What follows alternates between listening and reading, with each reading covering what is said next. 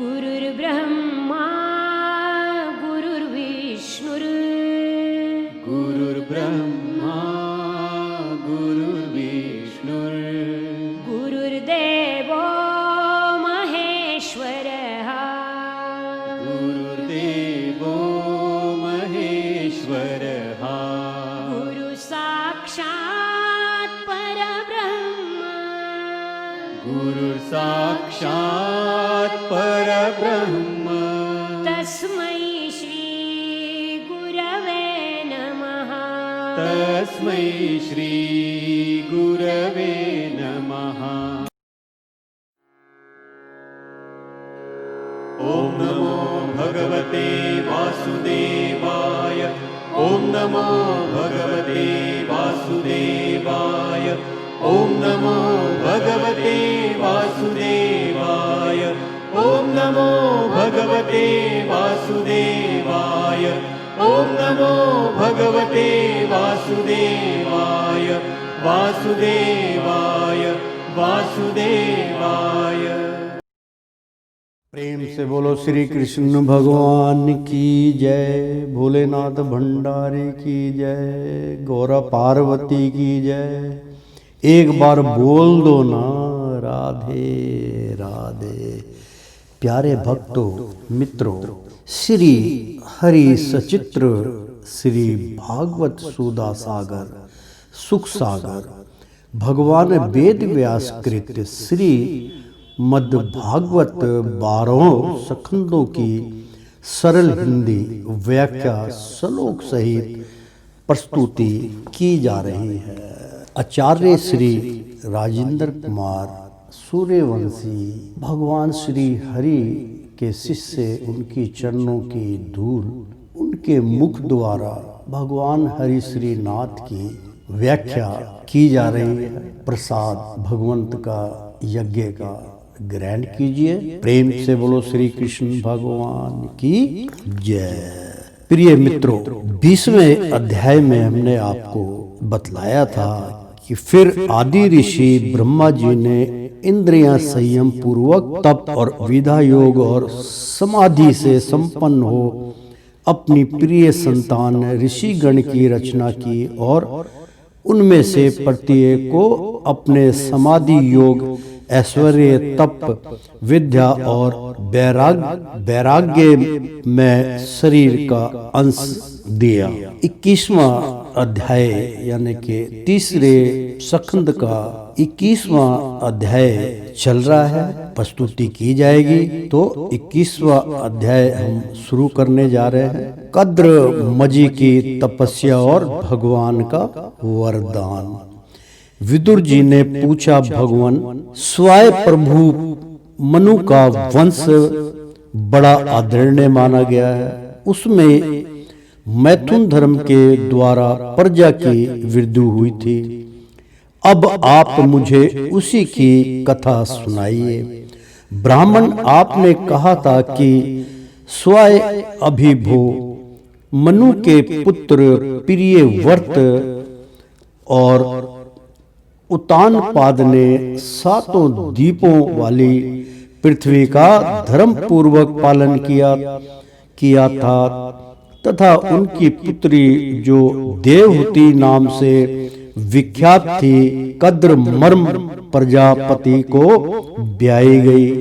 देवहितु योग के लक्षण यमदि से संपन्न थी। उससे महायोगी कर्दम जी ने कितनी संतानें उत्पन्न की, वह सब प्रसंग आप मुझे सुनाइए। मुझे उसके सुनने की बड़ी इच्छा है। इसी प्रकार भगवान रुचि और ब्रह्मा जी के पुत्र दक्ष प्रजापति ने भी मनु जी की कन्याओं का प्रणय ग्रहण करके उनसे किस प्रकार क्या क्या संतान उत्पन्न की, यह सब चरित्र भी मुझे सुनाइए। मैत्री जी ने कहा, विदुर जी, जब ब्रह्मा जी ने भगवान कद्रम को आज्ञा दी कि तुम संतान की उत्पत्ति करो, तो उन्होंने 10,000 वर्षों तक सरस्वती नदी के तीर पर तपस्या की। वे एकाग्र चित्त से प्रेम पूर्वक पूजनोपचार द्वारा शरणागत बर्ध्याक श्री हरि की आराधना करने लगे। तब सतयुग के आरंभ में कमल नयन भगवान श्री हरि ने उनकी तपस्या से प्रसन्न होकर उन्हें अपने शब्द ब्राह्मण में स्वरूप से मूर्ति मान होकर दर्शन दिए। भगवान की वह भव्य मूर्ति सूर्य के समान तेजोमयी थी। वे गले में श्वेत कमल और मुकुट के फूलों की माला धारण किए हुए थे। मुख कमल नीली और चिकनी अलकावली से सुशोभित था। वे निर्मल वस्त्र धारण किए हुए थे। सिर पर झिलमिलाता हुआ स्वर्ण में मुकुट, कानों में जग मगाते हुए कुंडल और करकलमों में शंख चक्र गदा आदि आयुध विराजमान थे। उनके एक हाथ में कीड़ा के लिए श्वेत कमल सुशोभित था। प्रभु की मधुर मुस्कान भरी चितवन चित्त को चुराए लेती थी। उनके चरण कमल गरुड़ जी के कंधों पर विराजमान थे तथा वक्ष स्थल में श्री लक्ष्मी जी और कंठ में कौस्तुभमणि सुशोभित थी। प्रभु की इस आकाश शक्ति स्थित मनोहर मूर्ति का दर्शन करके कर्दमजी को बड़ा हर्ष हुआ, मानो उनकी सभी कामनाएं पूर्ण हो गई। उन्होंने सानद हृदय से पृथ्वी पर सिर टेककर भगवान को अष्टांग प्रणाम किया और फिर प्रेम प्रवण चित्त से हाथ जोड़कर सुमधुर वाणी से वे उनकी स्तुति करने लगे। कद्रम जी ने कहा, स्तुति करने योग्य परमेश्वर, आप संपूर्ण सत्य गुण के आधार हैं। योगी जन उत्तरोत्तर शुभ योनियों में जन्म लेकर अंत में योगी सिद्ध होने पर आपके दर्शनों की इच्छा करते हैं। आज आपका वही दर्शन पाकर हमें नेत्रों का फल मिल गया। आपके चरण कमल भव सागर से पार जाने के लिए जहाज है। जिनकी बुद्धि आपकी माया से माई गई है, वे ही उन तुच्छ दक्षिण विषय सुखों के लिए जो नरक में भी मिल सकते हैं, उन चरणों का आश्रय लेते हैं। किंतु स्वामिन, आप तो उन्हें वे विषय भी भोग भी दे देते हैं। प्रभु, आप कल्प वृक्ष हैं। आपके चरण समस्त मनोरथों को पूर्ण करने वाले हैं। मेरा हृदय काम कलुषित है। मैं भी अपने अनुरूप स्वभाव वाली और गृहस्थ धर्म की पालन में सहायक शीलवती कन्या से विवाह करने के लिए आपके चरण कमलों की शरण में आया हूँ। सर्वस्वर आप संपूर्ण लोगों के अधिपति है। नाना प्रकार की कामनाओं में फंसा हुआ यह लोक आपकी वेद वाणी रूप हीरी में बंधा है। धर्म मूर्ति उसी का अनुगमन करता हुआ मैं भी काल रूप आपको आज्ञा पालन रूप पूजो प्रहरादि समर्पित करता हूँ। प्रभु, आपके भक्त विश्वासक्त लोगों और उन्हीं के मार्ग का अनुसरण करने वाले मुझे जैसे कर्म जन पशुओं को कुछ भी ना गिनकर आपके चरणों की छत्र छाया का ही आश्रय लेते हैं तथा परस्पर आपके गुणगान रूप मादक सुधाका की पान करके अपने सुधा पिपासादि दे धर्मों को शांत करते रहते हैं। प्रभु, यह काल चक्र बड़ा प्रबल है। साक्षात ब्रह्मा ही इसके घूमने की धुरी है। अधिक मास सहित 13 महीने अरे हैं तो 360 दिन जोड़ हैं, 6 ऋतुएं नेमी हाल हैं, और अनंत क्षण पल आदि इसमें पत्राकार धाराएं हैं, तथा 3 चातुर्मास से इसके आधारभूत नाभि है। यह अत्यंत वेगवान संवत सर रूप काल चक्र चराचर जगत की आयु का छेदन करता हुआ घूमता रहता है, किंतु आपके भक्तों की आयु का आस नहीं कर सकता। भगवान जिस प्रकार मकड़ी स्वयं ही जाले को फैलाती उसकी रक्षा करती और अंत में उसे निगल जाती है, उसी प्रकार आप अकेले ही जगत की रचना करने के लिए अपने से अभिन्न आपकी योग माया को स्वीकार कर उसे अभिव्यक्त हुई अपनी सत्यवादी शक्तियों द्वारा स्वयं ही इस जगत की रचना पालन और संहार करते हैं। प्रेम से बोलो श्री कृष्ण भगवान की जय। अर्थात उसी प्रकार आप अकेले ही जगत की रचना करने के लिए अपने से अभिन्न अपनी योग माया को स्वीकार कर उससे अभिव्यक्त हुई अपनी सत्यवादी शक्तियों द्वारा स्वयं ही इस जगत की रचना पालन और संहार करते हैं। प्रभु इस समय आपने हमें अपनी तुलसी माला मंडित माया से परिच्छन श्री दिखाई देने वाली सगुण मूर्ति से दर्शन दिया है। आप हम भक्तों को जो शब्द आदि विषय सुख प्रदान करते हैं वह मालिक होने के कारण यद्यपि आपको प्रसन्न नहीं है, तथापि परिणाम में हमारा शुभ करने के लिए वे हमें प्राप्त हों। नाथ आप सब रूप से निष्क्रिय होने पर भी माया के द्वारा सारे संसार का व्यवहार चलाने वाले हैं, तथा थोड़ी सी उपासना करने वाले पर भी समस्त अभिलषित वस्तुओं की वर्षा करते रहते हैं। आपके चरण कमल वंदनीय है, मैं आपको बार बार नमस्कार करता हूँ। प्रेम से बोलो श्री कृष्ण भगवान की जय। मैत्री जी कहते हैं भगवान की भवें पर्ण मुस्कान भरी चिकवन से चंचल हो रही थी। वे गरुड़ जी के कंधे पर विराजमान थे।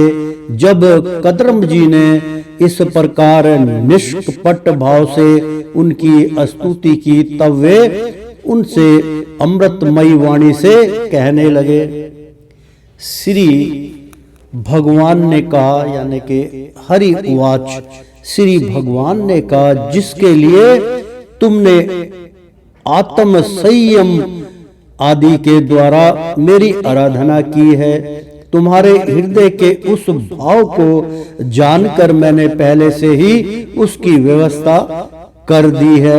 प्रजापति मेरी आराधना तो अभी भी निष्फल नहीं होती, फिर जिनका चित्त नियंत्रण एकांत रूप से मुझ में ही लगा रहता है, उन तुम जैसे महात्माओं के द्वारा ही हुई उपासना का तो और भी अधिक फल होता है। प्रसिद्ध यशस्वी सम्राट स्वयं अम्बु भव मनु ब्रह्मावर्त में रहकर 7 समुद्र वाली सारी पृथ्वी का शासन करते हैं। अर्थात प्रसिद्ध यशस्वी सम्राट स्वयं अम्बु मनु ब्रह्मावर्त में रहकर 7 समुद्र वाली सारी पृथ्वी का शासन करते हैं। विप्रवर वे परम धर्म यज्ञ महाराज महारानी सत्य रूपा के साथ तुमसे मिलने के लिए परसों यहाँ आएंगे। उनकी एक रूप यौवनशील और गुणों से संपन्न श्याम लोचना कन्या इस समय विवाह के योग्य है। प्रजापते तुम समर्थायु उसके योग्य हो, इसलिए वे तुम्ही को वह कन्या अर्पण करेंगे। ब्राह्मण गते अनेकों वर्षों से तुम्हारा चित्त जैसी भार्या के लिए समाहित रहा है।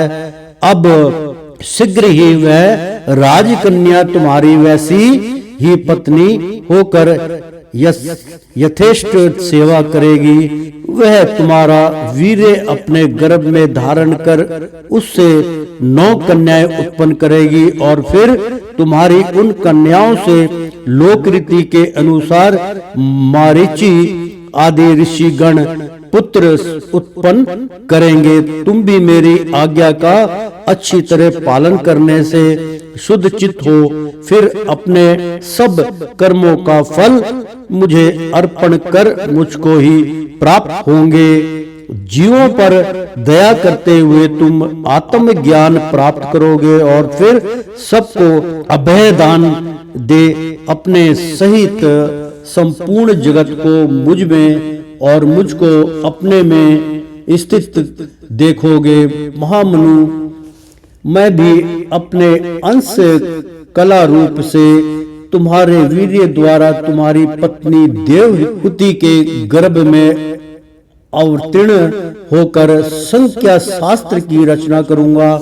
मैत्री जी कहते हैं, विदुर जी कद्रम ऋषियों से इस प्रकार संभाषण करके इंद्रियों के अंतर्मुख होने पर प्रकट होने वाली श्री हरि सरस्वती नदी से घिरे हुए बिंदुसर तीर्थ से जहाँ कद्रम ऋषि तप कर रहे थे अपने लोक को चले गए।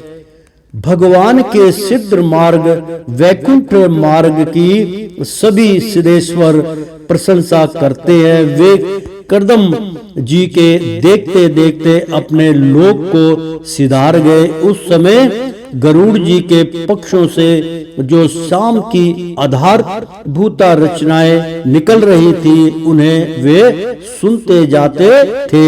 विदुर जी, श्री हरि के चले जाने पर भगवान कर्दम उनके बताए हुए स्वयं की प्रतिज्ञा करते हुए बिंदु सरोवर पर ही ठहरे रहे। वीरवर ईश्वर मनु जी भी महारानी सत्यरूपा के साथ स्वर्ण जटित रथ पर सवार होकर तथा उस पर अपनी कन्या को भी बिठाकर पृथ्वी पर विचारते हुए जो दिन भगवान ने बताया था उसी दिन शांति पर्यायण महर्षि कर्दम के उस आश्रम पर पहुंचे। सरस्वती के जल से भरा हुआ यह बिंदु सरोवर वह स्थान है जहाँ अपने शरणागत भक्त कर्दम के प्रति उत्पन्न हुई अत्यंत करुणा के वशीभूत हुए भगवान के नेत्रों से आंसुओं की बूंदें गिरी थी। यह तीर्थ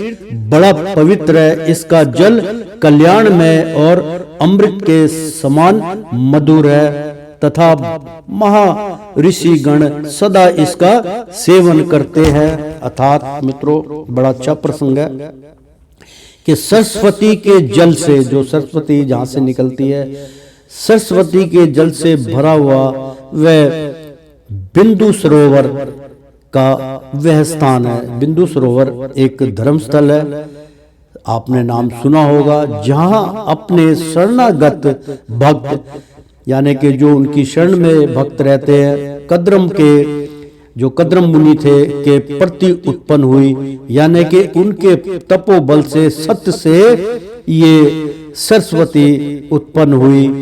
तो कद्रम के प्रति उत्पन्न हुई अत्यंत करुणा के वशीभूत, यानी कि बहुत अधिक करुणा, जैसे बहुत दया के वशीभूत हुए भगवान के, यानी कि भगवान वशीकरण हुए भगवान के नेत्रों से, यानी कि भगवान इतने प्रसन्न हो गए, इतने आनंदित हो गए कि उनके नेत्रों से आंसुओं की बूंदें गिरी थी। उस जगह पे जहाँ पर भगवान तपस्या से बहुत प्रसन्न हुए।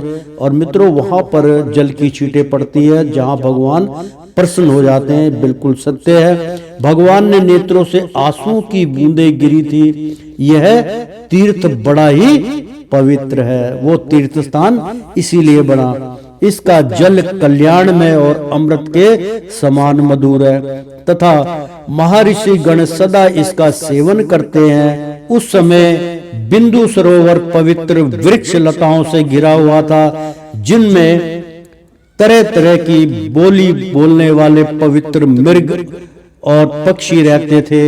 यह वह स्थान सभी ऋतुओं के फल और फूलों से संपन्न था और सुंदर वन श्रेणी भी उसकी शोभा बढ़ाती थी।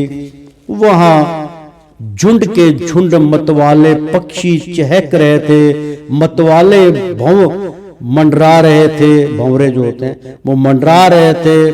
उन्मत्त मयूर अपने पिक्ष फैला फैलाकर यानी कि अपने पर को फैला फैलाकर नट की भांति नृत्य कर रहे थे, नाच रहे थे। और मतवाले कोकिल कू कू करके मानो एक दूसरे को बुला रहे थे। वह आश्रम कदम, चंपक, अशोक, करयज, बबूल, असन, कुंद, मंदार, कुटज और नए नए आम के वृक्षों से अलंकृत था। इसलिए मित्रों बहुत अच्छा प्रसंग है।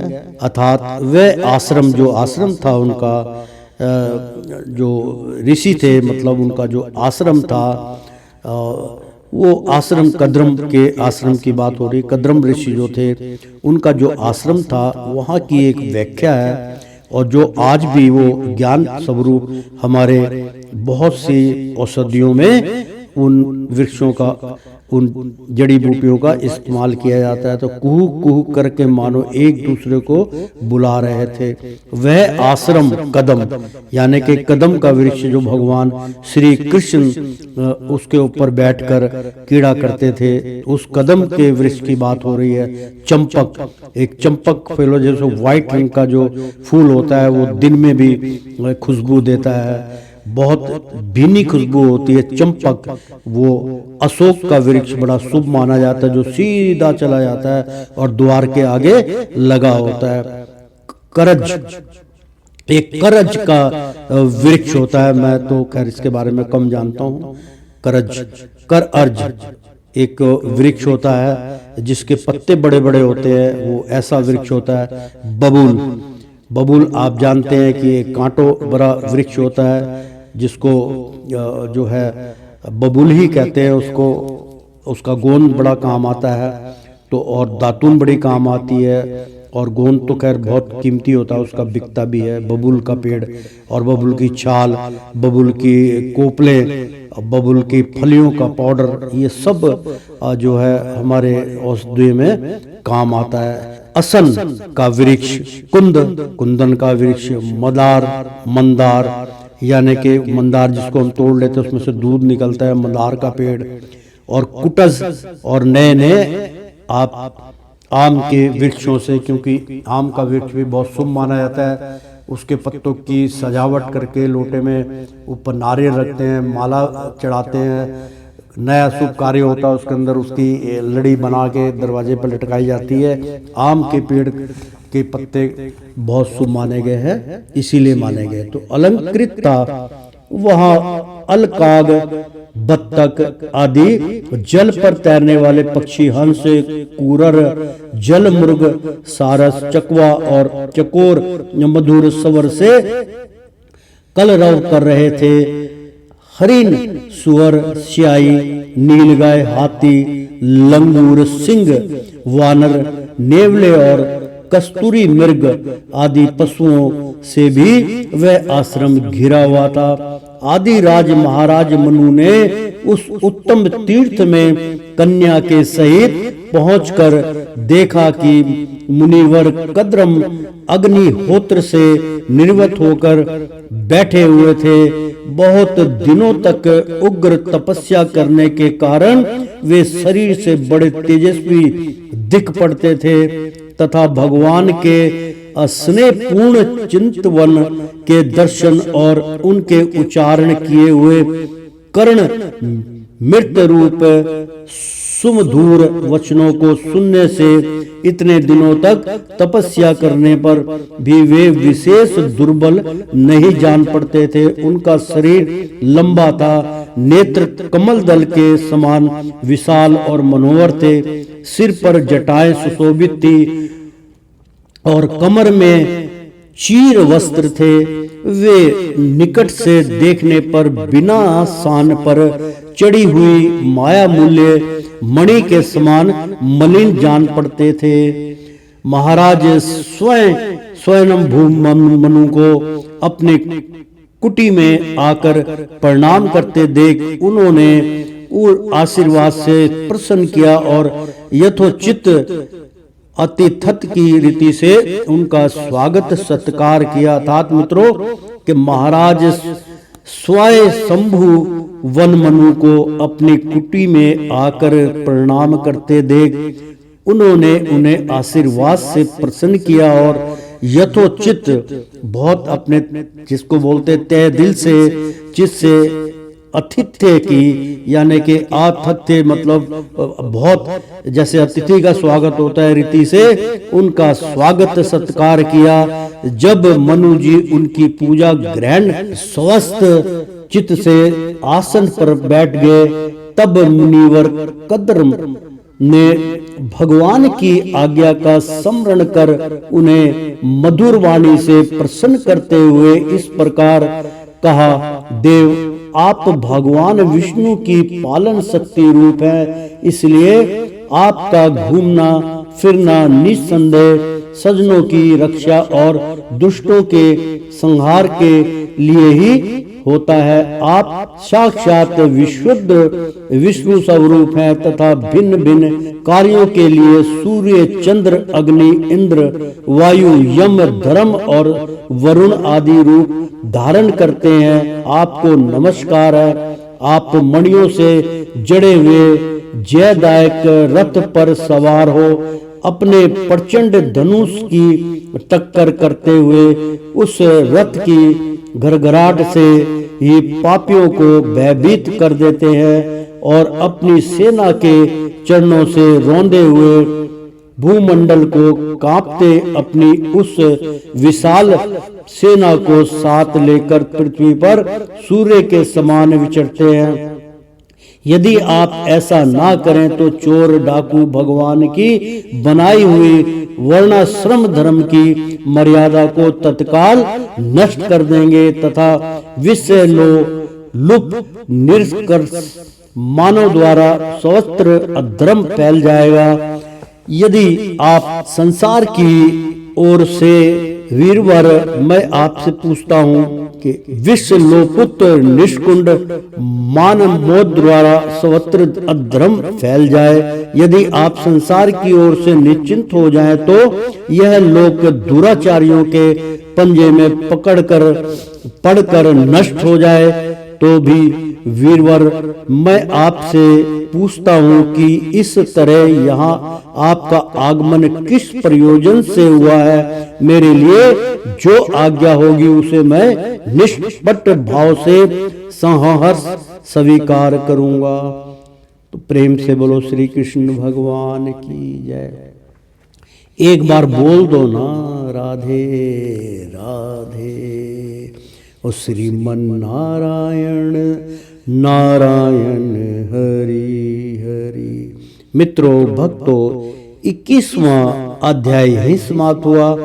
22वां अध्याय हम प्रस्तुत करने जा रहे हैं, ध्यान से सुनिएगा। देवहूति के साथ कद्रम प्रजापति का विवाह। मैत्रेय जी कहते हैं, विदुर जी, इस प्रकार जब कद्रम जी ने मनु जी के संपूर्ण गुणों और कर्मों की श्रेष्ठता का वर्णन किया तो उन्होंने उन विपित प्राणयन मुनि से कुछ सकुचाकर कहा, मुनि जी कहा।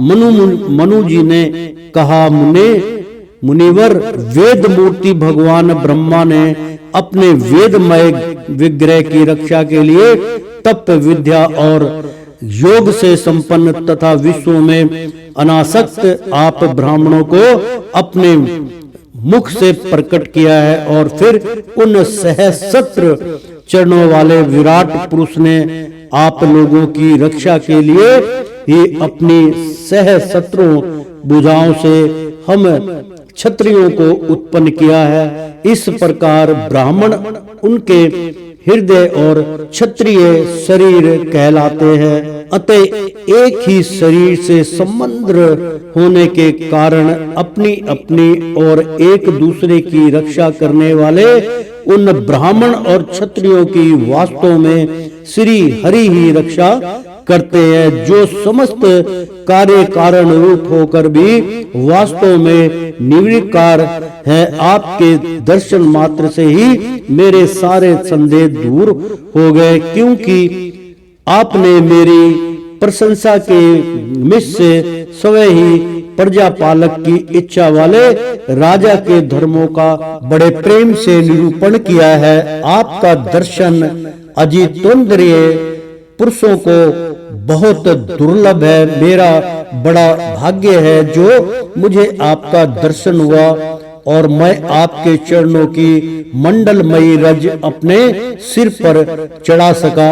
मेरे भाग्योदय से ही आपने मुझे राजधर्म की शिक्षा देकर मुझ पर महान अनुग्रह किया है, और मैंने भी शुभ ब्रह्मभाका का उदय होने से ही आपकी पवित्र वाणी कान खोलकर सुनी है। प्रेम से बोलो श्री कृष्ण भगवान की जय। मुनिवर, इस कन्या के श्रेयवश मेरा चित्त बहुत चिंताग्रस्त हो रहा है, अतः मुझ दीन की यह प्रार्थना आप कृपा पूर्वक सुने। यह मेरी कन्या जो प्रिय व्रत और उतान पाद की बहन है, अवस्था शील और गुण आदि में अपने योग्य पति को पाने की इच्छा रखती है। जब से इसने नारद जी के मुख से आपके शील विद्या रूप आयु और गुणों का वर्णन सुना है, तभी से यह आपको अपना पति बनाने का निश्चय कर चुकी है। ईश्वर, मैं बड़ी श्रद्धा से आपको यह कन्या संप्रेषित करता हूँ, आप इसे स्वीकार कीजिए। यह गृहस्थोचित कार्यों के लिए सब प्रकार आपके योग्य है। ऐसे द्विजवर, मैं बड़ी श्रद्धा से आपको यह कन्या संप्रेषित करता हूँ, आप इस स्वीकार कीजिए। यह गृहस्थोचित कार्यों के लिए सब प्रकार आपके योग्य है। जो भोग सवर्त प्राप्त हो जाए उसकी अवहेलना करना वृद्ध पुरुष को भी उचित नहीं है। फिर विश्वासक्त की तो बात ही क्या होती है। जो पुरुष समय प्राप्त हुए भोग का निरादर कर फिर किसी कृपण के आगे हाथ पसारता है, उसका बहुत फैला हुआ यश भी नष्ट हो जाता है और दूसरों के तिरस्कार से मान भंग भी हो जाता है। विद्वान, मैंने सुना है आप विवाह करने के लिए उद्यत हैं। आपका ब्रह्मचार्य एक सीमा तक है, आप नैष्ठिक ब्रह्मचारी तो है नहीं, इसलिए अब आप इस कन्या को स्वीकार कीजिए। मैं इसे आपको अर्पित करता हूँ। प्रेम से बोलो श्री कृष्ण भगवान की जय। श्री कर्दम मुनि ने कहा, ठीक है, मैं विवाह करना चाहता हूँ और आपकी कन्या का अभी किसी के साथ वागदान नहीं हुआ है, इसलिए हम दोनों का सर्वश्रेष्ठ ब्रह्मा विधि से विवाह होना उचित ही होगा। राजन, वेदों तक विवाह विधि में प्रसिद्ध जो गर्भणी ते इत्यादि मंत्रों में बताया हुआ काम, जो गर्भणी होती है, वे गर्भणी ते इत्यादि मंत्रों में बताया हुआ काम संतानों उत्पादन रूप मनोरथ है। वह आपकी इस कन्या के साथ हमारा संबंध होने से सफल होगा। भला जो अपनी अंग क्रांति से आभूषण आदि की शोभा को भी तिरस्कृत कर रही है, आपकी उस कन्या का कौन आदर ना करेगा। एक बार यह अपने महल की छत पर गेंद खेल रही थी। गेंद के पीछे इधर उधर दौड़ने के कारण इसके नेत्र चंचल हो रहे थे तथा पैरों के पाजेब मधुर झनकार करते जाते थे। उस समय उसे देखकर विश्वावसु गंधर्व मोहवश अचेत होकर अपने विमान से गिर पड़ा था। वही इस समय यहाँ स्वयं आकर प्रार्थना कर रही है। ऐसी अवस्था में कौन समझदार पुरुष इसे स्वीकार ना करेगा। यह तो साक्षात आप महाराज श्री स्वयं मनु की दुलारी कन्या और उत्तरायणपाद की प्यारी बहन है तथा यह रमणी में रत्न के समान है। जिन लोगों ने कभी श्री लक्ष्मी जी के चरणों की उपासना नहीं की है उन्हें तो इसका दर्शन भी नहीं हो सकता। अतः मैं आपकी इस साध्वी कन्या को अवश्य स्वीकार करूंगा, किंतु एक शर्त के साथ, जब तक इसके संतान ना हो जाएगी जब तक मैं गृहस्थ धर्म अनुसार इसके साथ रहूंगा। उसके बाद भगवान के बताए हुए संन्यास प्रदान हिसार रहित शर्म दमादि धर्मों को ही अधिक महत्व दूंगा। अर्थात मित्रों कि अंत में मैं आपकी इस साध्वी कन्या को अवश्य स्वीकार करूंगा, किंतु एक शर्त के साथ, जब तक इसके संतान ना हो जाएगी तब तक मैं गृहस्थ धर्मानुसार इसके साथ रहूंगा। उसके बाद भगवान के बताए हुए संन्यास वास प्रधान यानी कि वात आश्रम संन्यास प्रधान हिंसा हित शम दम आदि धर्मों को ही अधिक महत्व दूंगा। यानी कि जब बालक हो जाएगा, ये बहुत अच्छा प्रसंग है मित्रों। अब यहाँ तो लोग इसको अपना मनोरंजन बना लेते हैं, सारी उम्र इसी कार्य में लगे होते हैं। ऐसा नहीं है, आपका कार्य उतना ही है। आप जब पुत्र हो जाते हैं, जब पुत्र 10-12 साल का हो या 2 या 3 जितने पुत्र आप कर सकते हैं, उसके बाद आपका धर्म के अनुसार संन्यास लेना बहुत परम आवश्यकता होता है। इससे जीवन की आयु भी लंबी हो जाती है और धर्म का पालन भी होता है।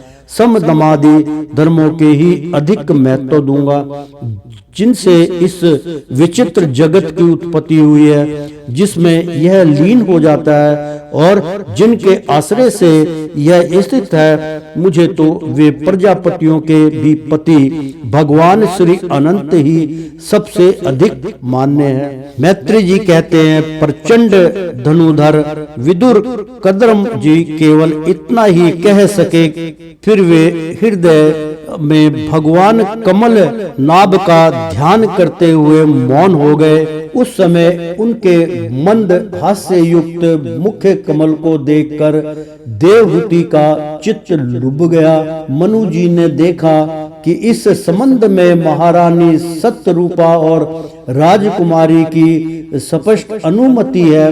अतः उन्होंने अनेक गुणों से संपन्न कर्दम जी को उन्हीं के समान गुणवती कन्या का प्रसन्नता पूर्वक दान कर दिया। महारानी सत्यरूपा ने भी बेटी और दामाद को बड़े प्रेम पूर्वक बहुत से बहुमूल्य वस्त्र आभूषण और गृहस्थोचित पात्र आदि दहेज में दिए। इस प्रकार सुयोग्य वर को अपनी कन्या देखकर महाराज मनु निश्चिंत हो गए।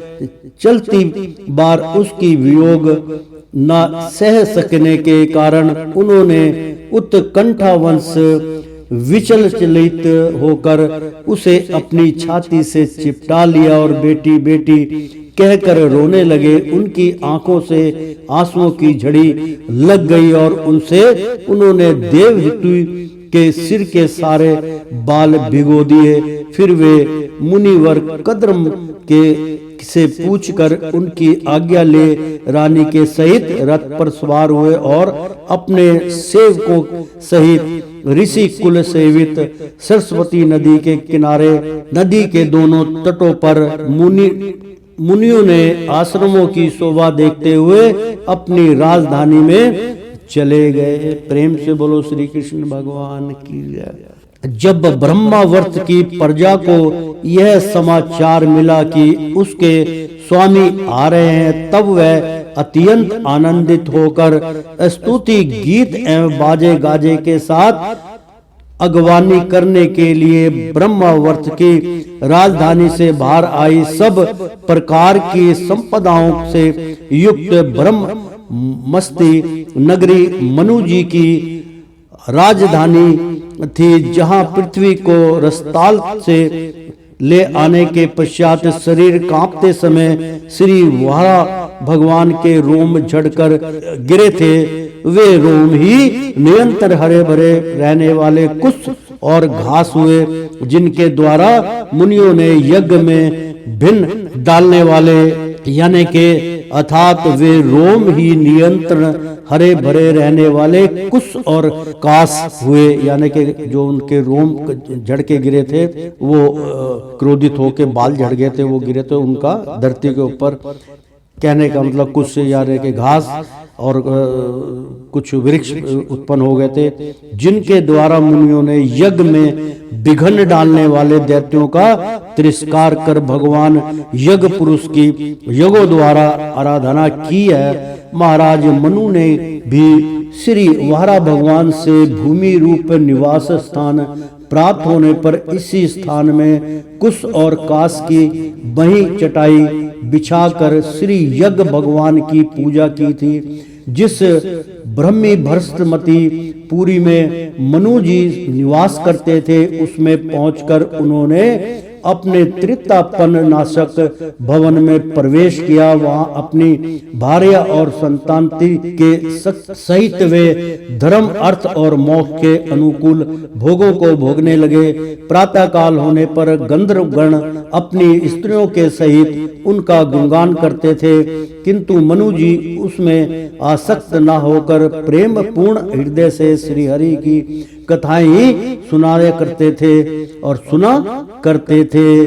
वे इच्छा अनुसार भोगों का निर्माण करने में कुशल थे, किंतु मननशील और भगवंत परायण होने के कारण भोग उन्हें किंचित भी विचलित नहीं कर पाते थे। भगवान विष्णु की कथाओं का स्वर्ण धवा ध्यान रचना और निपुण पढ़ करते हो रहने के कारण उनके मनवंतर में यानी कि मन के अंतरकरण में को व्यतीत करने वाले क्षण कभी व्यर्थ नहीं जाते थे।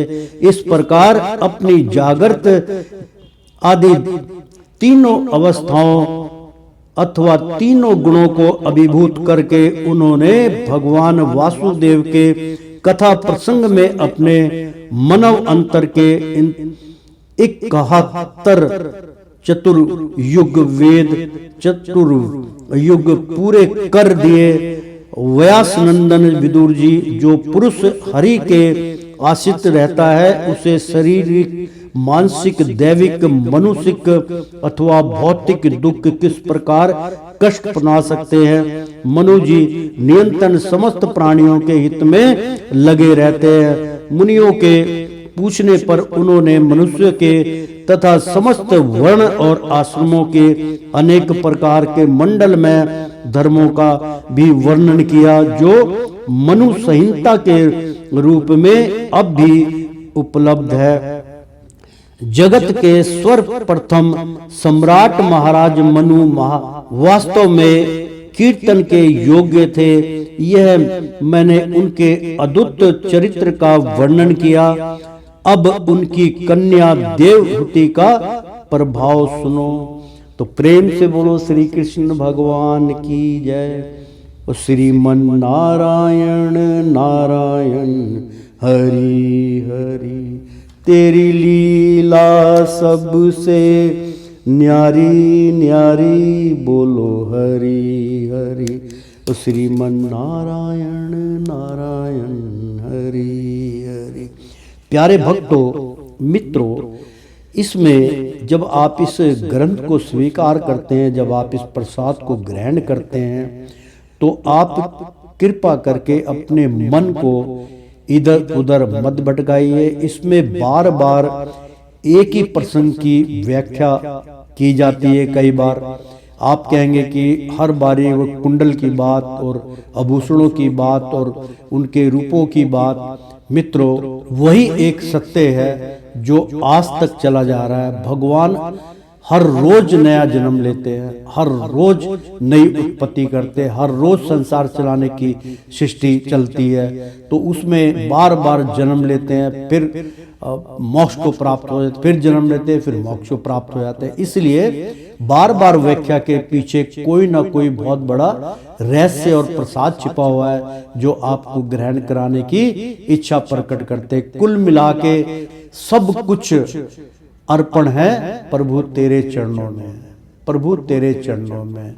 हे विराट रूप पुरुष भगवान श्री हरि नारायण, आप ही संचालन करने वाले, समस्त प्राणियों के रचेता, उनकी रक्षा, उनका सब कुछ आपके हाथ में। ये सृष्टि भी आप ही चलाते हैं, आप ही इसका भक्षण कर लेते हैं, आपसे ऊपर कोई नहीं। तो एक बार बोल दो ना राधे राधे, प्रेम से बोलो श्री कृष्ण भगवान की जय।